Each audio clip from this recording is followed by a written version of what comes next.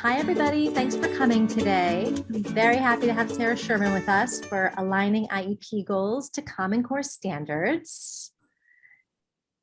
Next slide, Sarah. We're super happy to have you. Thank you for taking the time. I know life is very busy.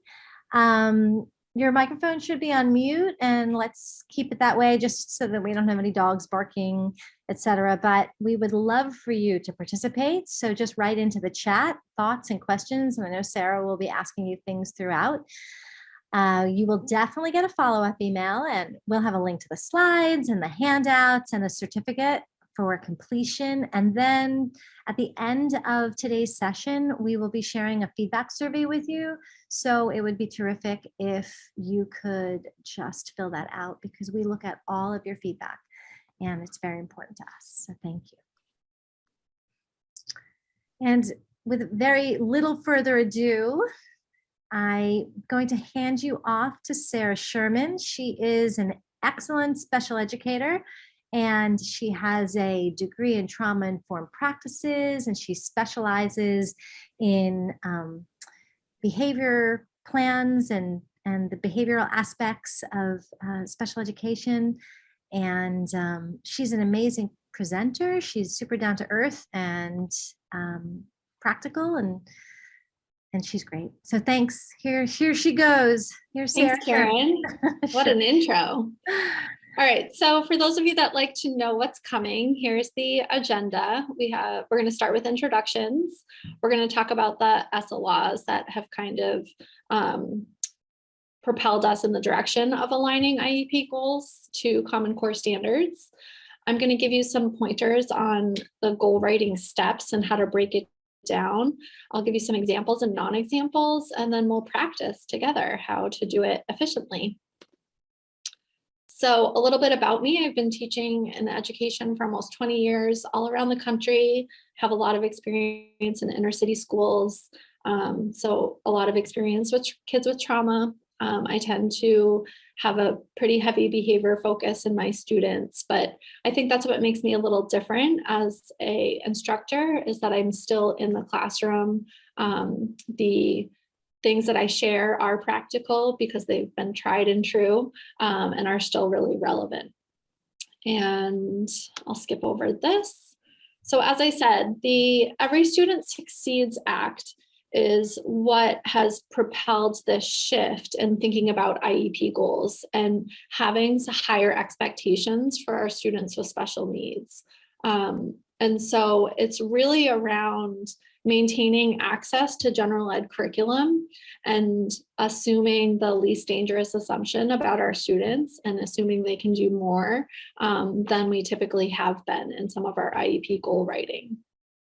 So the key, kind of to summarize what the act says, it's pretty general as most things. So there's room for interpretation, which is nice because we do need flexibility. A lot of our students cannot access grade level curriculum without different accommodations in place, without modified expectations and those kind of things. So there is a push to align to grade level standards. And I included in here that the language is around alternate standards. And that's what I'm going to show you is how we can create our own alternate standards that do align. It's almost like a building block or a step to the standard that we're trying to meet. And it's just saying our student is here and we're going to get them there.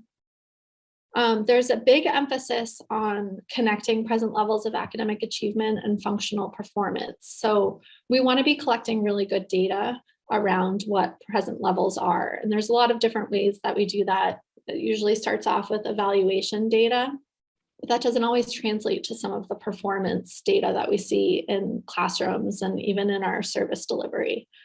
So coming up with more strategic ways of collecting that data and analyzing that data can give us really good present levels to make decisions about where students can go next. We want to identify access points and barriers for our students. So where can students kind of have that point of connection to what the rest of the class is doing. So we're not having them do something separate, but they're going to have a different access point to be able to do what the class is doing. And if we anticipate what some of the barriers are, then it makes it easier to plan. And sometimes that means that we're going to be removing some of the barriers, or sometimes it means we're going to be adding in support so the students can overcome those barriers. There's obviously specially designed instruction, and that's been a big push as well, because there has been IEPs written where we've identified executive functioning as a need, and we're saying specially designed instruction is needed, but then we're just using para support, which is not specially designed instruction. So we need to be teaching students what skills they need to be able to access the curriculum.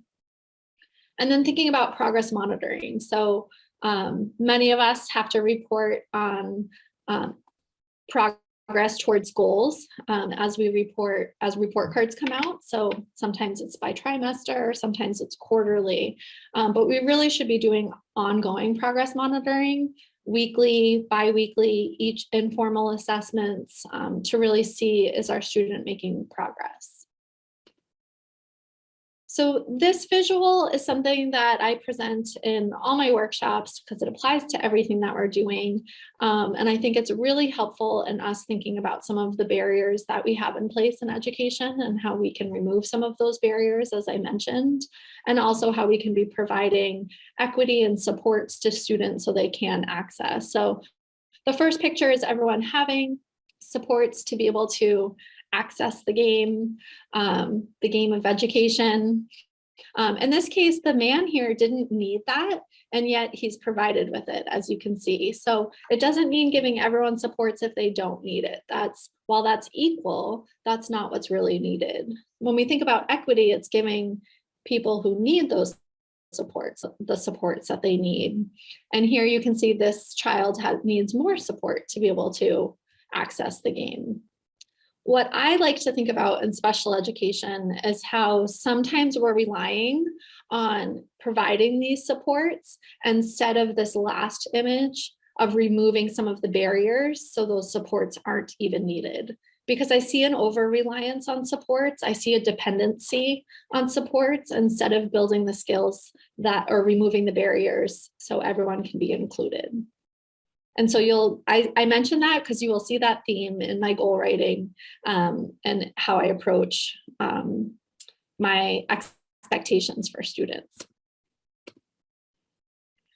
So thinking about goal writing steps, when we're writing an IEP goal, this template can be really helpful when you're trying to make decisions around what goal should I do, what standard should I align with, what makes sense for this student.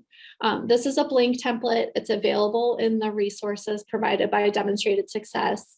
I have a sample of one completed and a template that you can take and change yourself as you need.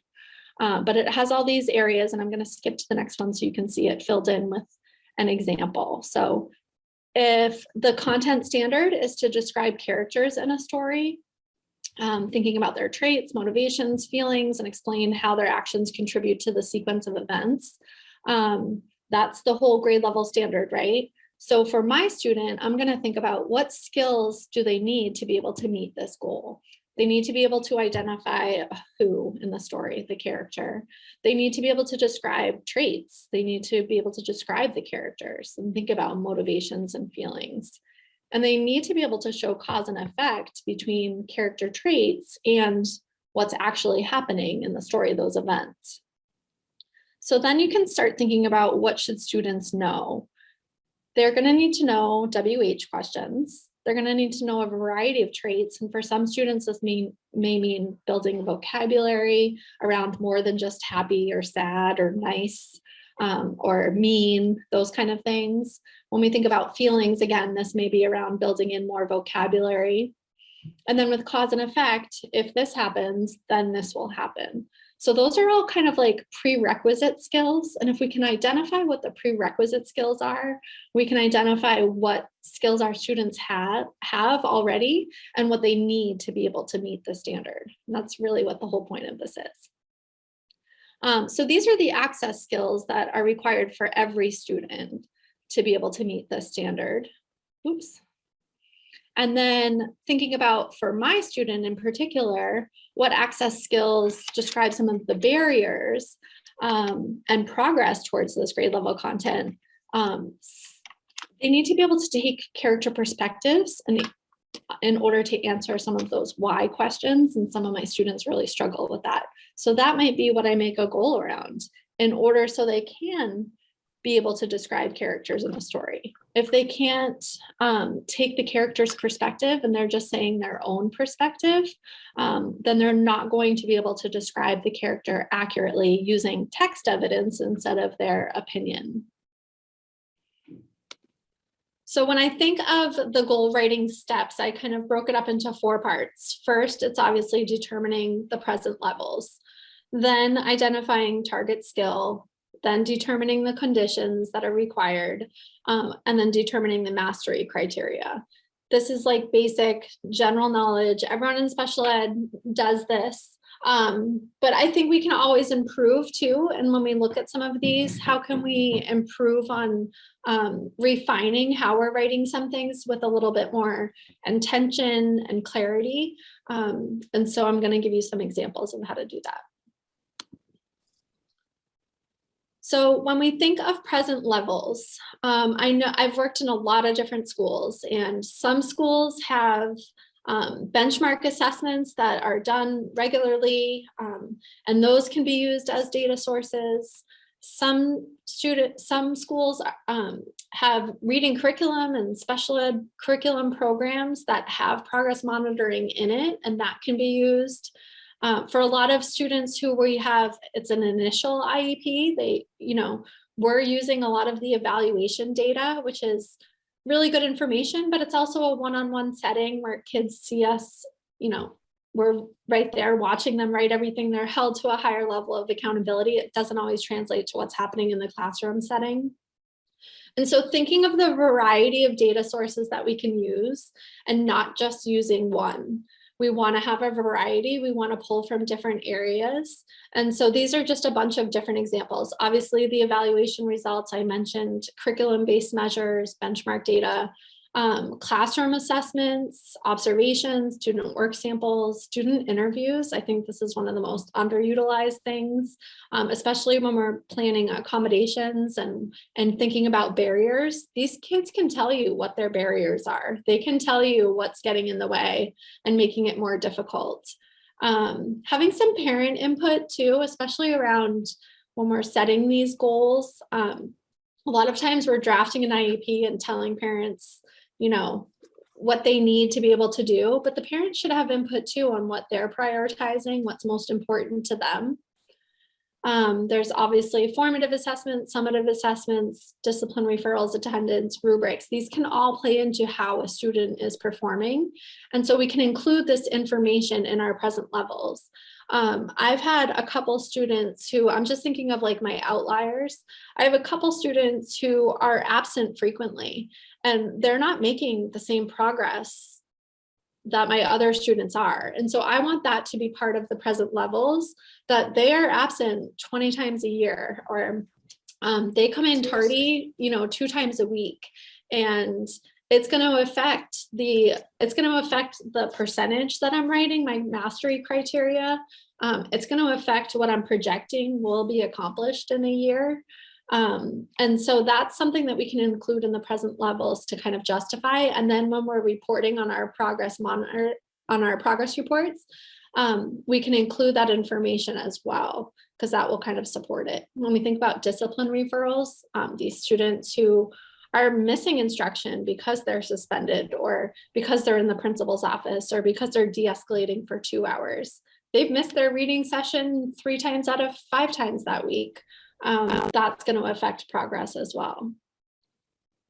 So just pulling, I think the key here, pull from a variety, don't depend on one source, is going to be key. I am like an example, non-example kind of girl. I use it in my teaching. It's how I make sense of things. I like the contrast. So I try to kind of think of what is typically seen as vague when it comes to target skills and what is more clear. And I try to use more of this language in my goal writing too. So I used to use words like understands and participates, and that is so vague. I have no idea what participates looks like for a student on paper without other information. So recognizes is one that I overused a lot, especially with behavior. I used to write improvement goals. I like so embarrassed I did that. So thinking about what words we can use instead when we're targeting skills, it's thinking about what they are doing, and it has to be observable. So demonstrates isn't necessarily observable unless we clarify that in the goal, but writes is, right? Understands, I can't see in someone's brain whether they're understanding something, but pointing or stating or listing, I can see and I can measure. Even communicates, that can be a tough one too, because it can be interpreted in a lot of different ways and it can be subjective. So having words like counts, names, matches, gives, underlines, all of these kind of things make it very clear how we're measuring that this goal will be measured. The other piece that we want to think about are the conditions. And I used to always write goals of like what the teacher's doing. So the teacher's given written instructions, the teacher's giving a math test, the teacher is after reading a story. And I want to encourage you, as especially what we typically do in specially designed instruction, is to think about the conditions that we create when we're doing specially designed instruction and how that plays out for our students. So for some of them, it might be, using after practice with a graphic organizer, then they're able to independently complete a graphic organizer and write 5 sentences. After being taught the strategy of how to use a number grid to count by tens, then they can do this. And so kind of being really more specific with our conditions can help build in what we're looking at, because then I have teachers say, oh, they don't do that with me. I've never seen them be able to do that with me, because it's a totally different condition. So we want to specify. When I think of the how, this is what I was alluding to with including in more of the accommodations. And this is where I've really shifted my goals. And it's something that I communicate openly with the student, and I build it into the goals intentionally because I want the students to start self-advocating that this is something they need in order to meet expectations. So they need speech to text tools or access to speech to text tools to be able to explain their thinking. They need a hundreds chart to be able to do multi-step math problems. They need a model or example to be seen and close to them, not on the board, not shown 5 minutes before or yesterday, that they can refer to because they can't hold on to that information. They might need a word bank with the descriptions or with the definitions or pictures, with the visuals, with the step-by-step broken down. They might need the checklist. They might need the repeated practice opportunities. So I know with some of my students with reading fluency, they're never going to meet certain benchmarks with reading fluency the first time they read it. They're going to need repeated practice opportunities. They're going to need to read it silently and out loud. We're going to need to build context by talking about predictions and the vocabulary words they're going to see and reviewing some of that prior to reading. So I write that in the goal because then I know it will be replicated and I don't have someone saying, oh, they can't do that. They did 30 words per minute with me on their first time read. So this is how we can better clarify some of that. As I said, where I've really shifted is trying to empower students to be more aware of what they need and how they can self-advocate for those needs in their classroom. So if they know under these conditions and with these accommodations, they're able to access things. This is what they need to be successful. This is something that they can start asking for themselves. And then it won't need to be part of a goal. It won't need to be something that they're waiting for a paraprofessional or a Mrs. Sherman to tell them what they go get your multiplication chart, go get your number grid, don't forget your graphic organizer. They're going to know that this is what they need to be able to do and access what the class is doing as well. And that empowerment part is really huge with me because I want to get to a place where we're giving kids with special needs life skills to help them be prepared for the world and not dependent on adults or systems. And so I try to embed something of that in every single one of my goals. I've been talking really fast and a lot of information, so I want to pause. Does anyone have any questions so far, or even any comments of what you're experiencing or seeing or how you do it? Anyone?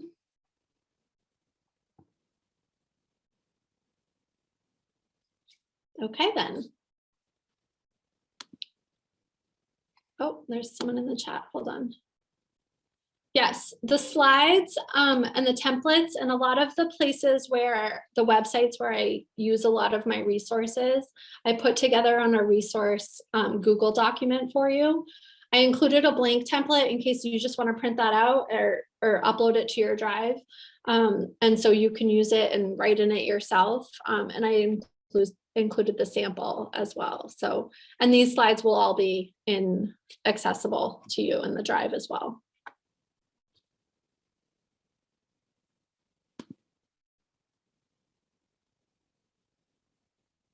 Okay. So when we think about mastery criteria, it has to obviously be clear and measurable. And this is something that I try to ask myself. I try to write IEPs like I am not going to be their teacher tomorrow.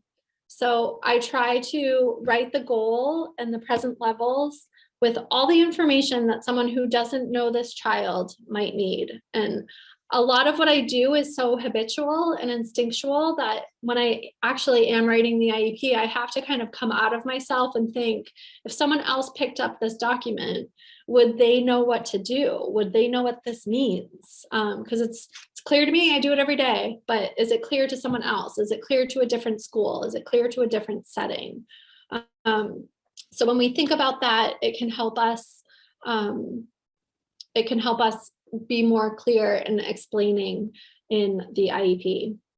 Someone just asked a question, were the examples on the previous slide not good to use for conditions? So let me go back. Oops, that's the wrong way. No, these are good conditions to include. Yeah. And I think I only used the when conditions, as I said. So when when they're presented with whatever task, whatever expectation. And what I'm encouraging you to do is to start including some how conditions as well, and building those in. These are good examples.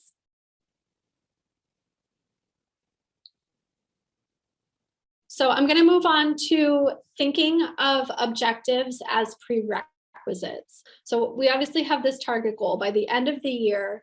And I myself have been lazy before and written objectives of they'll do 10, they'll do 20, they'll do 30, where you're just getting some, subsequently harder and upping the expectation. But what objectives should really be is thinking about what prerequisite skills do students need to be able to meet that goal expectation.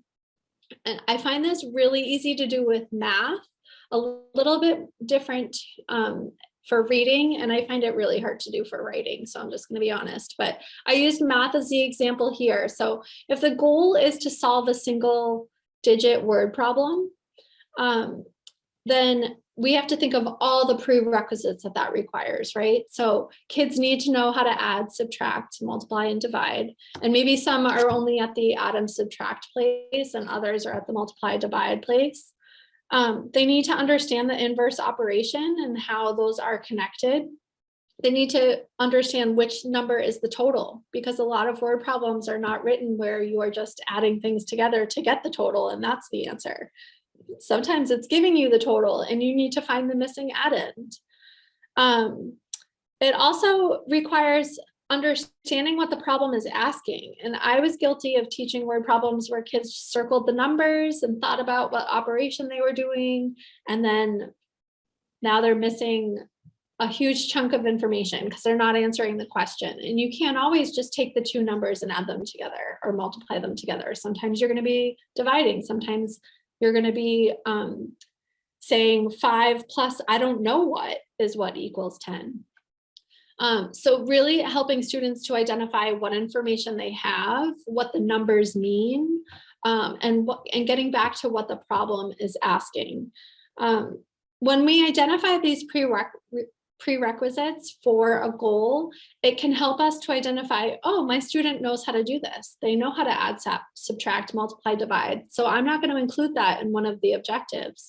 They understand inverse operations with adding and subtracting, but they're not quite seeing the relationship between multiplying and dividing. So maybe that's an objective that I'm going to include in this goal. Identifying what number is the total, that's like a huge piece of number sense and understanding what numbers mean when they're in word problems. So if they don't have that prerequisite, they're never going to be able to do complicated word problems. So that might be an objective.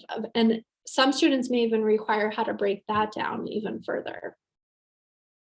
I'm just going to check the chat here. Okay. So when we think about mastery criteria, as I said, we want things to be clear and measurable. I guess I jumped that one. We want to have acceptable performance of a skill or behavior. And so I used to feel this like deep-rooted need to say that every goal had to be 80% or higher, or I was like presuming poor intentions of my students. But if a student is performing at 30%, I'm not going to expect them to get to 80%. And for certain goals, that might be too big of a jump. Or if their typical growth is so up and down throughout the year, you know, we have those students who make progress and then regress, and then they make progress and then regress. So we want to make sure that we're making acceptable performances of skills and behaviors. We want to have high expectations, but not unrealistic. So that's kind of that fine balance, right? And determining these decisions based on their current baseline. So as I said, if a student's at 30%, I'm probably not going to jump to 80% right away, or I'm going to have a lot of conditions that they can do it under these conditions and get 80%. We want to make sure that we're stating things in terms of accuracy, occurrence, and duration. And this is especially important for behavior too. But I think it also lends itself to the need for students to demonstrate something more than one time, and for us to really be finding an average and having more than one data point to make further decisions. So you could have a percentage, you could have a number of trials. So they do something 4 out of 5 times. And it could be for some things a number of minutes, that they're staying in their chair for 10 minutes, that they're, you know, not blurting out for 40 minutes, something like that.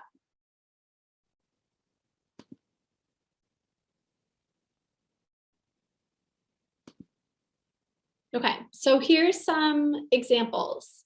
When we think about like a reading goal, when given grade 3 level text and a word bank review, Johnny will read 120 words per minute with 95% accuracy after multiple reads on 3 occasions as measured by progress monitoring. So I have a lot of students who are working on decoding and fluency, obviously interconnected, right? So this has the condition of when they're given grade 3 level text. It also has the condition, like I said, with those accommodations. The student needs the word bank review. They need that context. They need that background information prior to reading. It increases the likelihood of them reading accurately when they have those context clues and that preview ahead of time. I also included in here after multiple reads. That's another condition that if they have more than one time to practice, it will increase their fluency. I have the clear mastery, 120 words per minute, 95% accuracy. And so this is really clear. The only thing I will say, I think that I like the grade level text being vague. In a lot of the programs that I use, it's like beginning of grade 3, middle of grade 3, end of grade 3. And so for my students, I can report on that at the progress monitoring, but it does give me some flexibility in, will they actually be able to do grade 3 by the end of this year? It might be half a year behind still. And then when I think about the objectives, like I said, thinking about the prerequisite skills, knowing how to decode real and nonsense words, because this student does have decoding challenges. So we're working on a lot of like phonics and blending and that kind of thing. And so we do use real and nonsense words. I'm isolating what kind of goals we're going to be focused on. So words with suffixes, multisyllabic words with closed syllables, and then also building in an objective. And this is something I do, like I said, I want to empower my students. I want to prepare them for life. And so I build in whatever accommodation they need into an objective. So I'm building that independence where they're doing it on their own and they're not relying on someone to say, oh, don't forget, you need to do 2 practice reads. Don't forget, make a prediction ahead of time so you can think about what you're reading before you read it. And so I build that into an objective as a way of building that independence. It helps, one, ensure that it's actually going to be implemented in the classroom and not just when they're with me.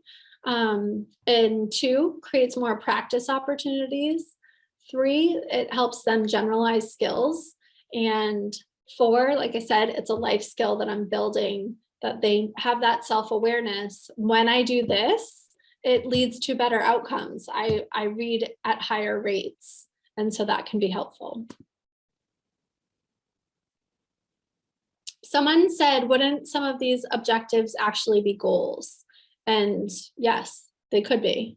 And that's how I write objectives. These are the prerequisite goals that are needed to meet the goal of reading 120 words per minute. So in grade 3 level text, a lot of the grade 3 level words have suffixes and have multisyllabic words. And so if students can't do that, they're never going to read 120 words correct at 95% accuracy. And so the objectives are what's needed to meet the goal. I do think of objectives as mini goals. As I said, I used to think of objectives as they're going to read 100 words per minute, then they're going to read 110 words per minute, and then they're going to read 120 words per minute.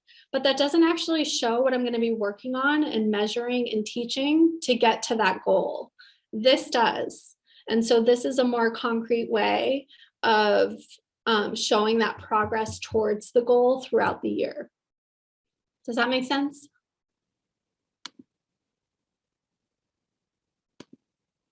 Here's some writing goal examples. And like I said, writing is so tricky, right? Because there's actually 10 skills being done when we're measuring 1.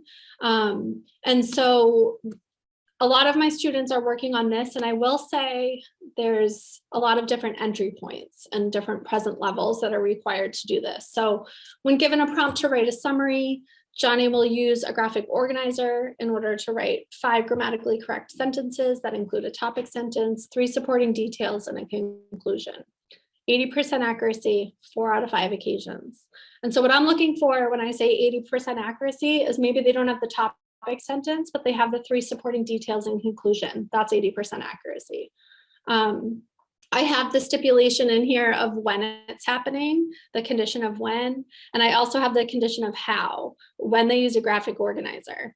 This student would not be able to do this without a graphic organizer. They would be pulling out random details. They would not be connecting it to the main idea. And their current baseline is 40%. So 80% is a realistic goal.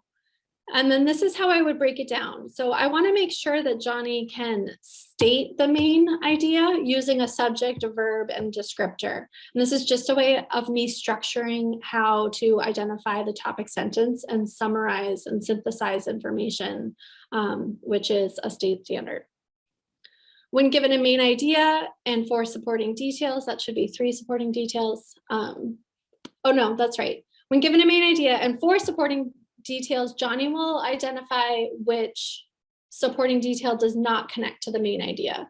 So for a lot of my students, they're not going to get it right the first time, right? They're gonna make mistakes.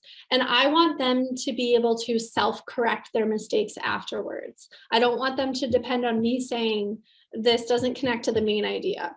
So this is a way that to build that self-awareness where students are reviewing their supporting details and saying, does this connect? And a way that we can practice that is giving them other supporting details where one does not belong, and they're identifying which one does not belong. Does that make sense? And then another one is given sentence starters. I find students can really struggle with conclusions and knowing how to restate the topic sentence or how to kind of synthesize the summary. And so here's a condition that I'm including in the objective. Given sentence starters, they will write a conclusion that includes a restated topic sentence, or they're going to tell how the story ended. And that's included in the sentence starters too. So at the end of the story, or it all ended with, and they have that sentence starter that can really guide them. So for a lot of my students, they would not be able to meet these goals without these conditions in place. And as I said, this helps ensure that they're building the self-awareness that this is what they need. It's making sure that it's being done in the classroom setting, not just in my setting. And it's helping it become habit, which just builds that fluency for them. This is an example of a math goal. So when given a numerical operation, including multiplication or division, access to a number grid, Johnny will solve the equation and then use the inverse operation to check his work in order to solve the equation. A lot of my students make tons of computation errors. And I can say, they know how to multiply, they know how to divide, but then when they go to do an assessment, they're making lots of mistakes. So I'm building in that check where they're going to check their work and they're going to use an estimation or the inverse operation to check their work and make sure that their answers are accurate. So we start off with giving a fact triangle with 3 numbers and writing the different equations that match to that fact triangle. Then we build to having a fact triangle with 2 numbers. It should say 1 number missing, not 2. And then they have to say what the 3rd number is. And then the next level would be when given an answer, they'll use the inverse operation and be able to say whether it is an accurate answer or not. So when I do the inverse operation, I realized, wait a second, that's not matching. I must have made it, there must be a mistake somewhere, because that's what I want them to do in their own work. So this is a way of breaking down and thinking about what are those barriers that typically get in the way, and how can I be teaching a skill so they can access. Okay, behavioral goals. Here's an example of, I know teaching coping strategies is a big kind of behavioral goal area. And living in the behavior world for a long time, it's my specialty. I definitely wrote goals that were around reducing the frequency or the duration of problem behaviors. And I didn't always include what I wanted them to do instead, or what strategy they should be using instead of doing that problem behavior. So I've really shifted to writing behavior goals that are focused on that coping strategy instead of focused on the problem behavior. So this is an example of a student when given a nonverbal prompt to take a break. Johnny will take a movement break, return calm within 3 minutes, and get back on task on 4 out of 5 occasions. So for this student, they've already been practicing taking a break. We're working on upping the expectation of of being able to do it when directed non-verbally, instead of a teacher saying, you need to take a break right now. So what I want Johnny to do is verbally rehearse the steps that should describe what an expected break looks like. And then I want him to give me examples of what are expected ways of taking this break and unexpected ways. And then I want him to role play, so we have that practice built in. And then I want him to respond to taking verbal breaks when a teacher verbally prompts him. And then eventually taking a break when prompted non-verbally. So sometimes our goals can be around fading teacher prompts and fading level of dependencies and taking away some of the support. So for some of my students that have been using the graphic organizers for a while, their next step is going to be to use it independently without someone presenting it to them and saying, this is what you need to do first, and then you're going to write. They're going to say, can I have a graphic organizer? And they're going to do it independently. Any questions about these examples? Okay. As I said, when we think about other goal considerations, I really like to think about school participation. And so if we have students who have executive functioning challenges, behavioral challenges, social emotional challenges, I feel like you could tie it to anything. Our students with the SLD obviously have processing challenges or working memory challenges. So what do they need to be able to participate and to increase their participation so that they can access curriculum in a more independent way, where they're not dependent on those boxes so they can see the game, where they're not dependent on these supports to be able to access, and dependent on adults and paraprofessionals, and they can be more independent in their learning. So I encourage you to think about school participation goals and including it, even if it's not, I think we do it for kids with behavior challenges and we don't think about doing it for kids with other disabilities. And it's something that we really should be instilling, is how are we teaching them the skills that they need to be able to perform and access in more independent ways. So these are just a couple examples. The goals might be around asking for help, asking for clarifying questions. So a lot of us are writing accommodations into our goal where students will have frequent check-ins and the adults will check in and have them repeat back.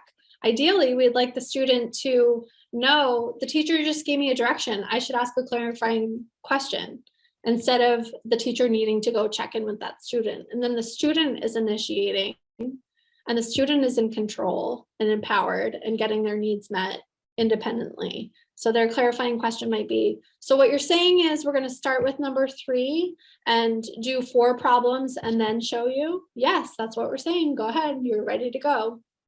Another one could be self-advocating for needs and accommodations. I try to include some kind of self-advocating goal in every IEP that I write. And another one might be how to accept feedback, since that's a pretty major one. We know a lot of our kids are going to need support. And so we want to get them. I worked in middle school for many years, and that was a challenge, especially with middle schoolers, is they were resistant to the corrections or resistant to the help. And so it might be a goal area for them to work on how to do that. Self-monitoring, self-regulation, identifying first steps, identifying what tools help them, being able to read the room and use resources are all goals that we can build in to help empower our students to be more independent. Does anyone have any that they would add to this list? You can put it in the chat box if you do, because I'd love to start a huge bank of awesomeness.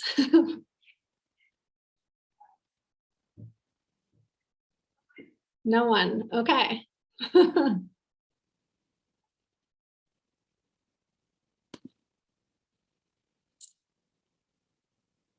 Sometimes I think when we're writing IEPs, and I will blame a lot of the IEP systems on how they're written. But a lot of them are focused on what the students can't do instead of what the students can do, or how we could even shift some of their deficits into strengths. And so I keep this visual on my wall so I can see it when I'm writing IEPs, and it just helps me kind of remember that a student who comes across as demanding, they have some really great skills in knowing what they want.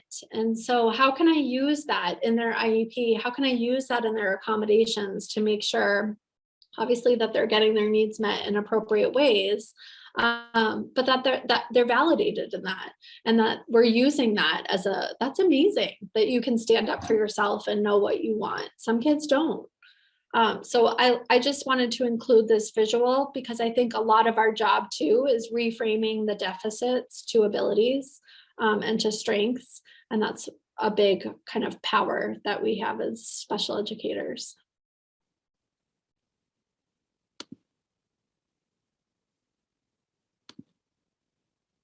All right, so for a fun little practice, there are some goals here that are terrible because they're missing crucial information.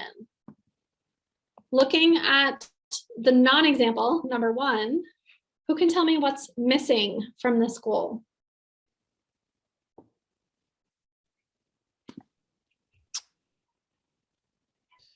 Yes, there are no conditions.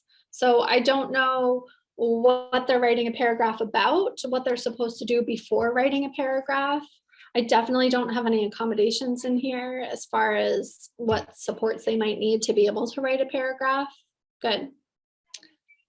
When we think about example number 2, what is missing?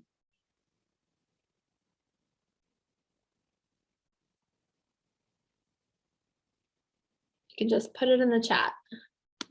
Here we go. Yeah, so it's that mastery criteria, right? So people are saying frequency, some of the tools or time limit, yeah. Oops. And then non-example number 3, this one's loaded. Johnny will decrease behaviors by 30% in order to participate in class the whole day. What is this goal missing?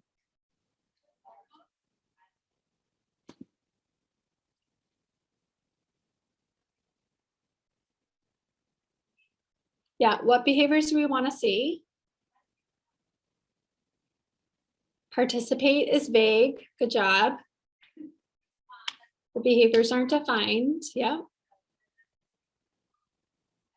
I would argue that even if this was written, Johnny will decrease physical aggression by 30%, that is still vague. That's not telling us what it was, what it should be, what the expected behavior is. Yeah. And it doesn't include any of the like teaching. What skills are we teaching? It's only saying about what's wrong with this child. Wow, 17 new messages. You guys are blowing this goal up. I love it. Good. Yeah, how to decrease, from what level, no baseline, how will he decrease? Yeah, that how, right? Good. And someone else said, yes, having a positive behavior focus. This does not. This is focused on what the student is not doing. Great.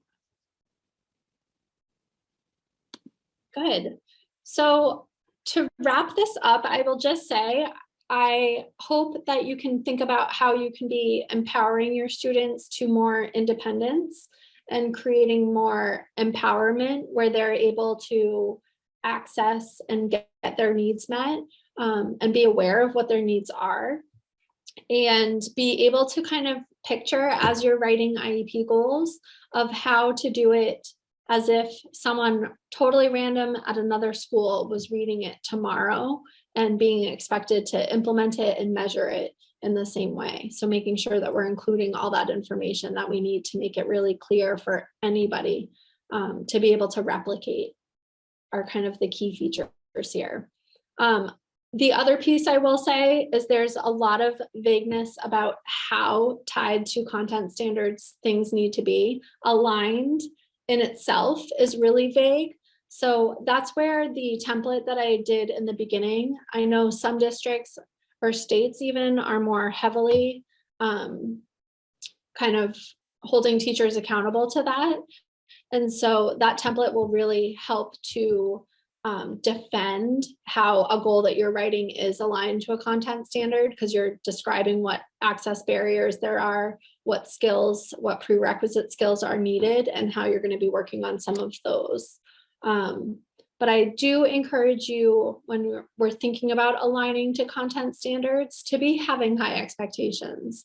A lot of times we tend to focus on filling in gaps, and then we're always leaving students behind.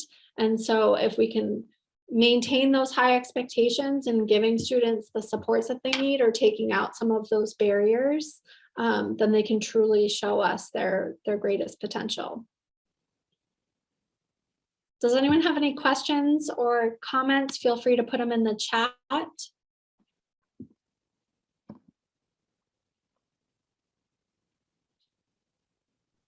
Okay. I am going to put a link into the chat for our survey. Oh, wait a second. Sorry about that.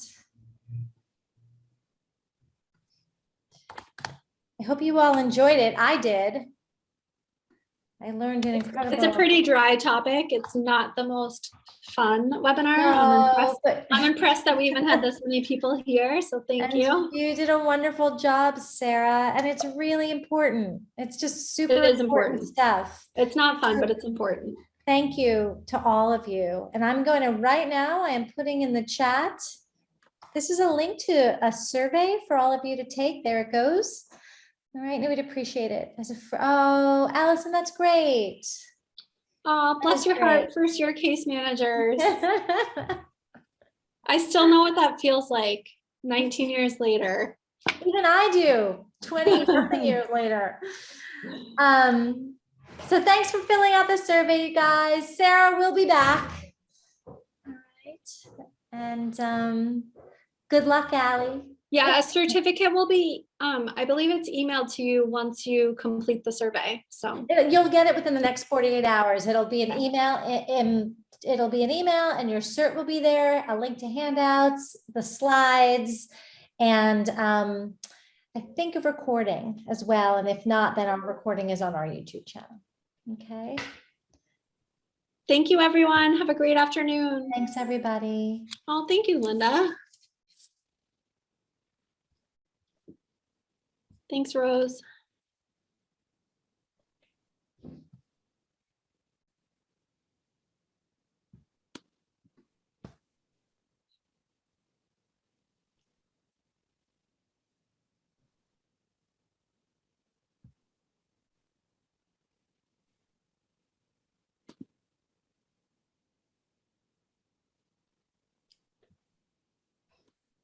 If anybody has any questions for Sarah, you can feel free to feel free. put your hand up. She'll be happy to answer. Smaller group setting might be easier. Sarah, you had a lot of people for a not very exhilarating topic. I'm surprised. You did great. So thank you, everybody, for coming.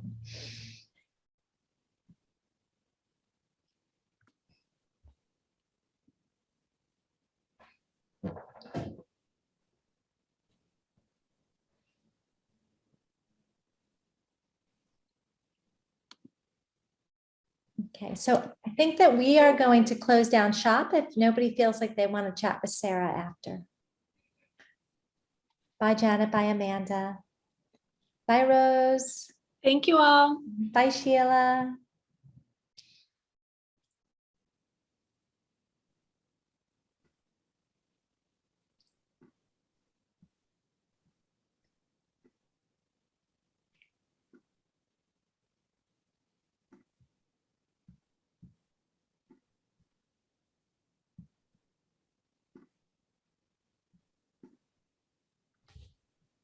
All right. And there she goes. Sarah, you're amazing.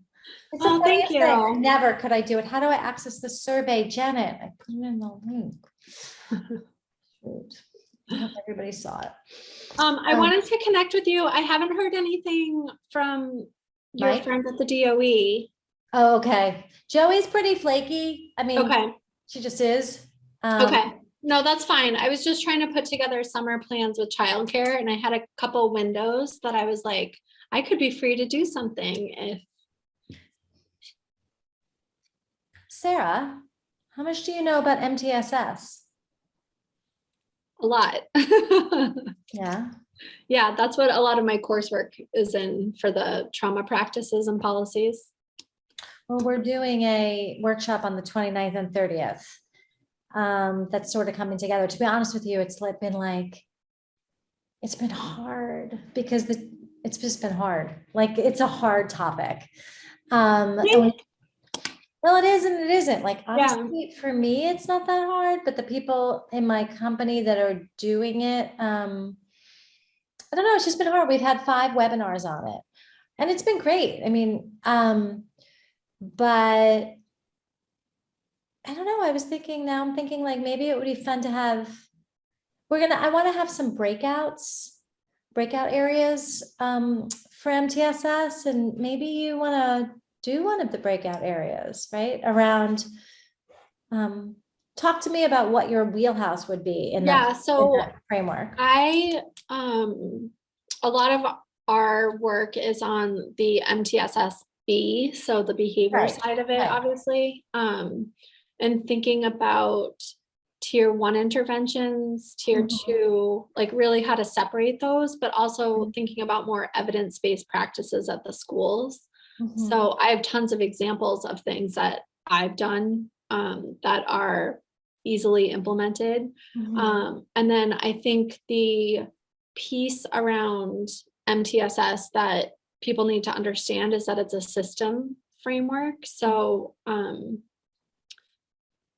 it's really about structuring what we have in place and identifying as a school or as a team what's missing and how to fill in those gaps and what strengths we have and that we're already doing and are really strong in. So what people tend to see is that they're really strong in tier 1, but maybe not tier 2. So then kids skip from tier 1 to tier 3 really quickly, which is not a good use of resources or money. And then others have really great tier 2, but they're not doing tier 1 and they don't have fidelity with that. The program that I'm in has given us tons of resources on like videos, and a lot of assessment tools that can be used. Because when I worked as a consultant, I used to go in and identify that. But when it's coming from a person, it's like people are automatically defensive. So when you have an assessment tool that they complete, then they can kind of see the results and say, oh, wow, we're really strong in this. Oh, wow, this is a weakness that we need to kind of work on and build up. How can we do that? So when you say assessment, you mean systemic assessment, like their system? Yeah, so there's different, like there's an assessment tool around discipline. There's some around trauma-informed practices. So all those kind of features that play into how kids are moving to behaviors. Obviously the RTI model and how it's being incorporated, and some schools have a clear system and others don't. It gets a little bit trickier with behavior, I think.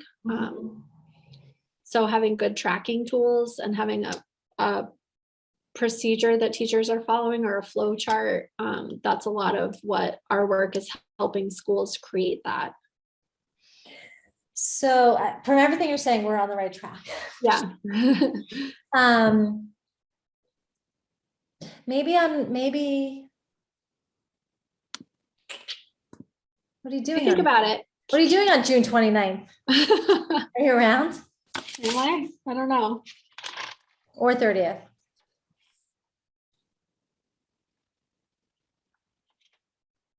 Yes, those days I am available. Okay. My kids are actually at soccer camp from 3:30 to 6:30 those days. What'd you say, 3:30 to 6:30? Yeah. But that doesn't do you any good. Where are they from 8 o'clock till 3:30? I know. They're with me. Can you get childcare or Yeah, no, I can arrange for stuff if I need to. Okay. So, well, because as we're speaking, I'm coming up with a description for the flyer for these 2 days. Okay. So we've done an intro to MTSS. We've done a session around sort of the components of MTSS. Yeah. The last session we talked about stages of implementation. So we said there was like an exploring and readiness stage. There was a planning and goal setting phase. There was an initial implementation phase, and then a push towards final implementation. Yeah. And then the next thing we're doing is, what are we doing? Data use and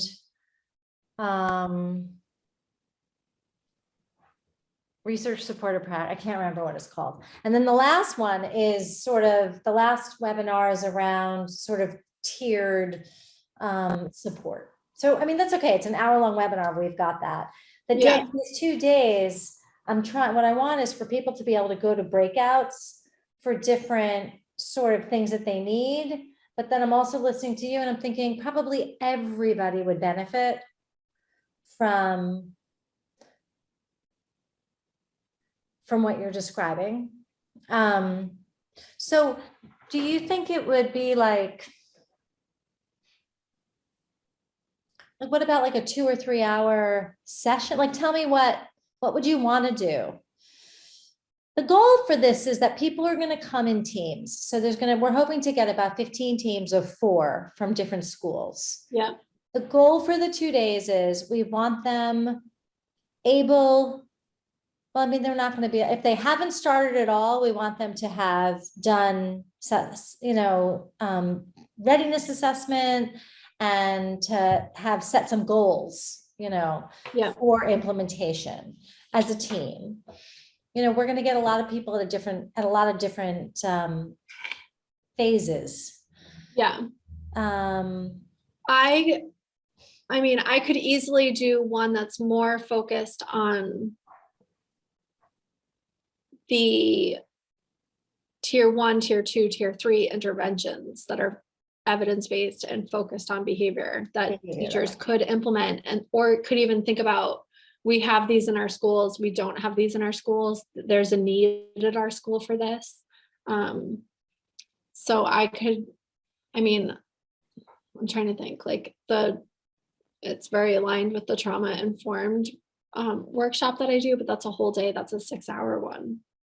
I mean, I could do whatever. It just will be condensed if it's shorter and,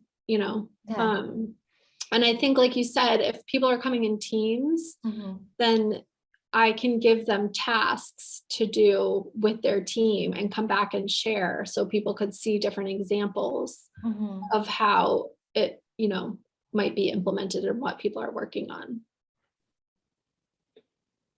Okay.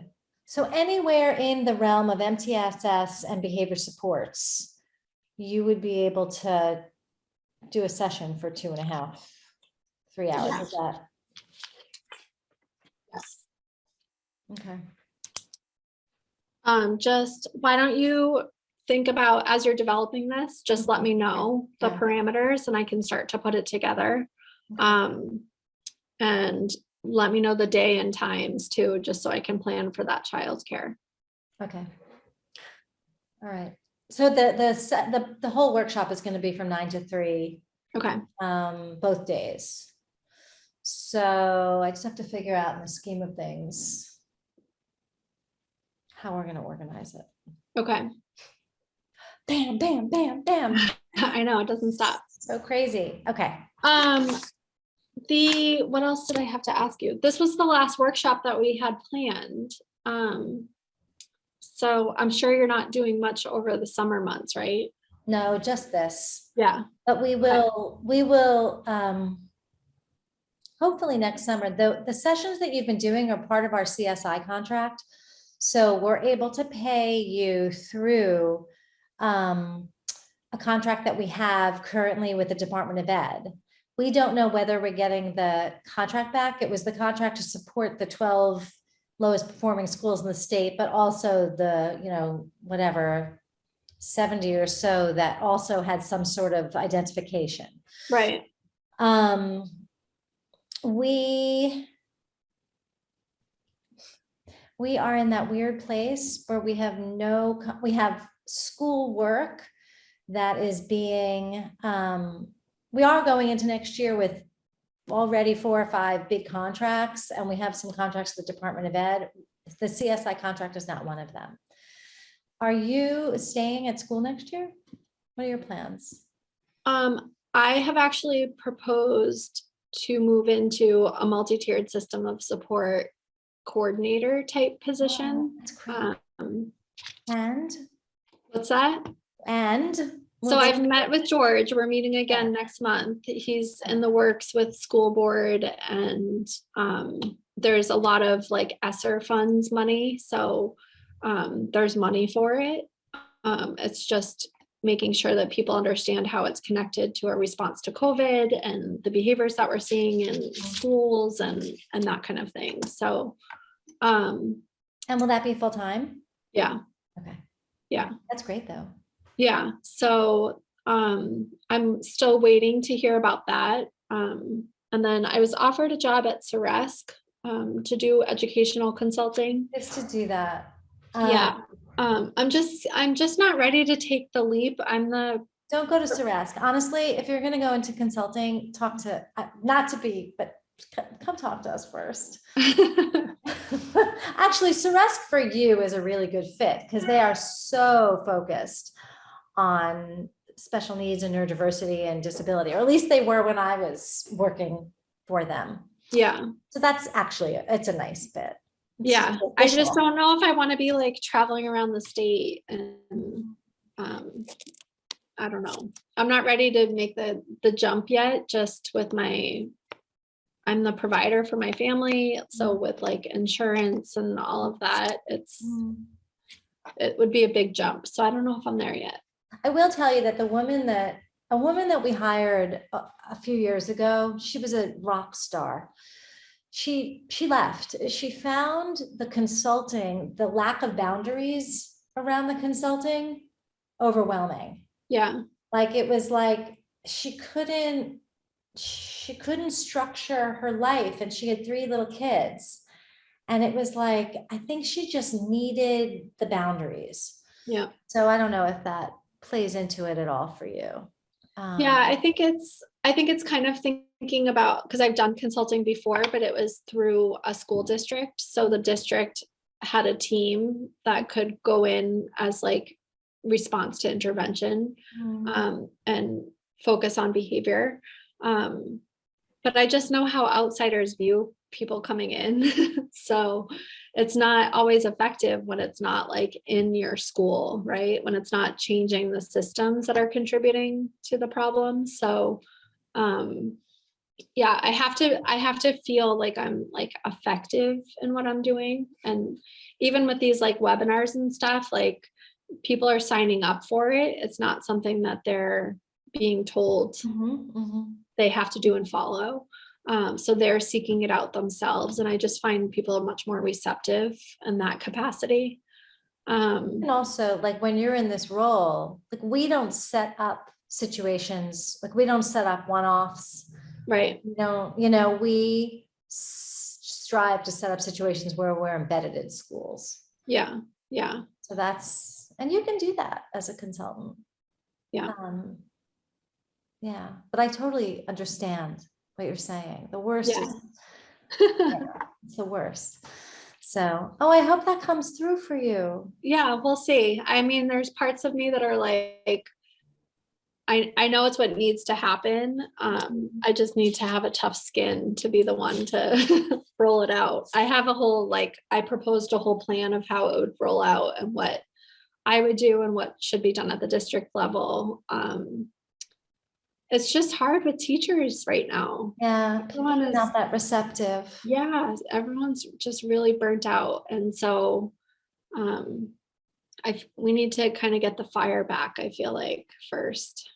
I think that fire is not going to come back till September, though. Yeah, I agree. Was George game? Yeah. Oh, good. Yeah. Okay. Well, that's good. Yeah. Yeah, he's helping me write the job description and helping propose it to the different principals to see which school. You know, within Portsmouth, there's definitely more needier schools than Little Harbor. So Yeah. yeah. But I haven't told anyone. This is between you and me. I don't know, Just because I don't know what's going to happen, and they will need to post it. So it's not Oh, like they will? They'll Yeah. have to post it? That's what he said. Yeah. I think because of this, something to do with the school board and Mhm. equity. I don't, because I would still be under the union. It would still be contracted. So Mhm. I don't know. It sounds exciting. We'll see. You'll have to have a thick skin. I was the RTI coordinator in York for a few years. Okay. Change is hard. Yeah. Yeah.